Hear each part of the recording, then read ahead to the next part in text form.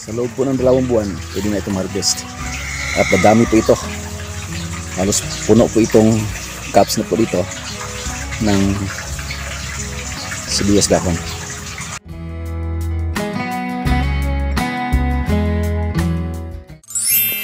Ito po yung dating tinataniman ko ng sibuyas dahon, no? Sibuyas dahon na kung po ang ganda po ang tubo nila. So 4 po dito dati, 4 na ganito na boxes dati yung tinaniman ko po na ang ganda po ng tubo, ang ganda ng harvest ko sa loob po ng mga 2 buwan. Okay, so ito po ay napabayaan ko na, hindi ko na alagaan ng ito, hindi ko na nalagaan mabuti kasi ito po yung mga tira-tira na medyo reject na. So nilalagyan ko lang dito kung minsan ng nutrient solution doon sa loob, pero kung minsan po ay walang tubig, no, na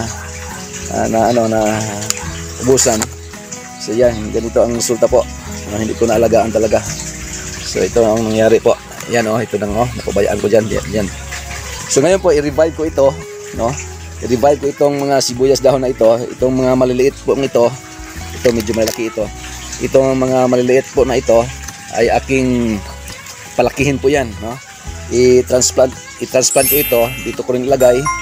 At ito pagandahin ko po, no, sa loob po ng ilang buwan o mga 2 buwan din o sobra ng 2 buwan, ito ay pagandahin ko po, no, hanggang ma-harvest. Ipakita ko po dito hanggang ito ay lumago at ma-harvest na po. Okay, yan po, malagaan ko itong ating sibuyas dahon.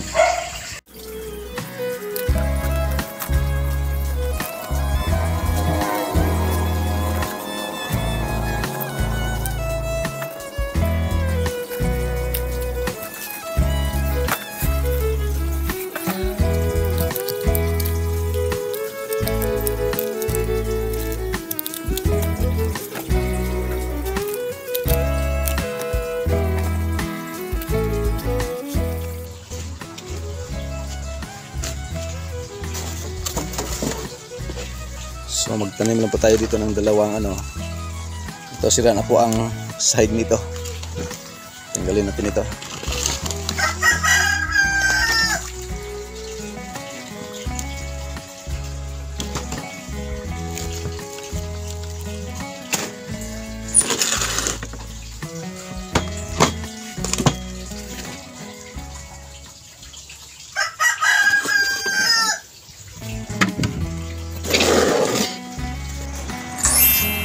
Yan po, nalilinis na po natin ito. So inalis ko na yung sira, andyan na, oh. So ito na po ang ating taniman ng sibuyas dahon. Itong box lang po ito. Okay, so ito po ay ating baliktadin, parang ano po, tingnan. Okay, tingnan itong sa bandang ilalim. Yan. Transplant po tayo ng sibuyas dahon, dito natin ilalagay. Okay, kasi sa ngayon po ay may time na po tayo na may bigay dito sa aking hydroponics. Dati po ang busy ko, wala akong time dito, kaya hindi ko naalagaan ito. So ito, tanggalin po natin ito, lilinisin natin ito. Itong mga maliliit po, mga payat, yan. So itanim po natin ito sila, diyan natin ilagay, pagandahin po natin yan. Okay, ito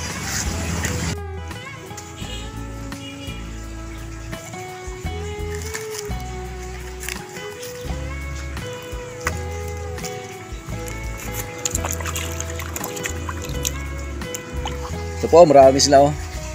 So kailangan po natin dito ay 22 lang na puno, dahil yung 2 box po ay mayroong butas na tag 11, no? Bawat box 22 lahat. So yung iba po dito ay itatanim ko po sa lupa, no, sa pot. So mayroon po akong inahanda na pagtaniman sa mga matira dito. So pipili lang na po natin dito yung medyo maganda na 22 po ka puno. So yung iba po na dito ay ating ilagay natin sa pot kahit maliit. Okay, so ito medyo maganda-ganda ay ating doon natin ilagay sa ano, sa crafting method.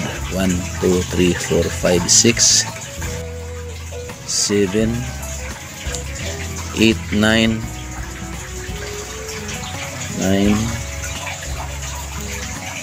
okay, 10 11 12 20 21 22.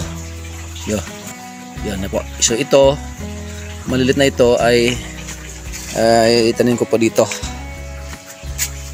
So dito ko sila itanim. Yan. At saka doon. So lagyan ko po ito ng compost na abono. Tuloy, nataniman ko po dito dati. Mayroon pang maliit dito na tira. At saka yung isa mayroon pa rin malaki.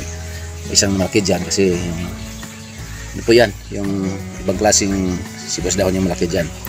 Kaya lang hindi po dumadami. Lumalaki lang na walang ano po, hindi nag propagate.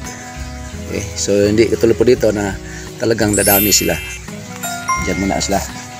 Plastic cups na ang ano po ay kukupit. So itong dati niya ano ang gamitin pa rin natin. Yan. Okay. Yan po dati kukupit. So lagay natin yan sa plastic cups. Meron tayong plastic cups po dito na medyo malaki. Yan po.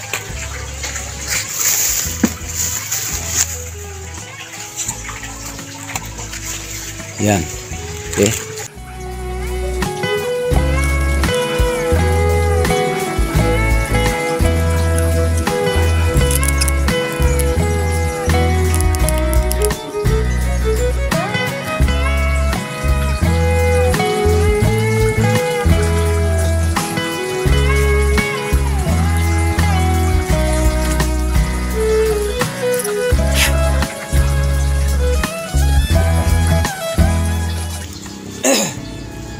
Ito na po lagay natin. Of course, lagyan po natin yan ng tubig. Yan sa ilalim hanggang mayroon pong 1 inch o kahit hanggang kalahati po nitong cups. So, yung tubig po ay mayroong nutrient solution. Ang cups po palang ito ay 8 ounce na mayroon pong butas dito sa ilalim. Dito sa badampuit yan.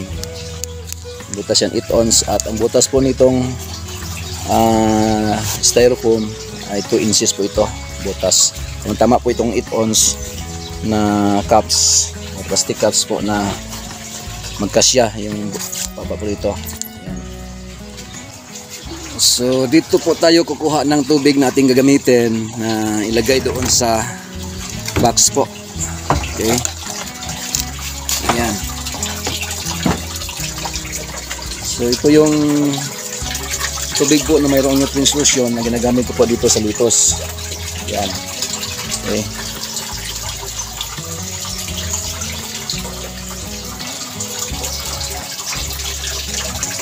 So dito tayo kukuha. Ilagay natin doon sa may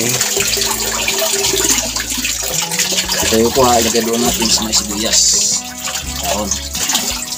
Ito po ay kunti na lang. Dagdagan natin ito kapag ganyan na bangkit na lang yung tubig.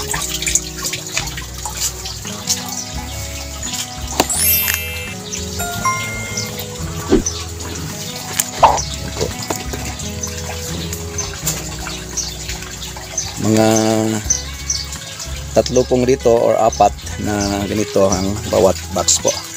So gawin natin 4 po.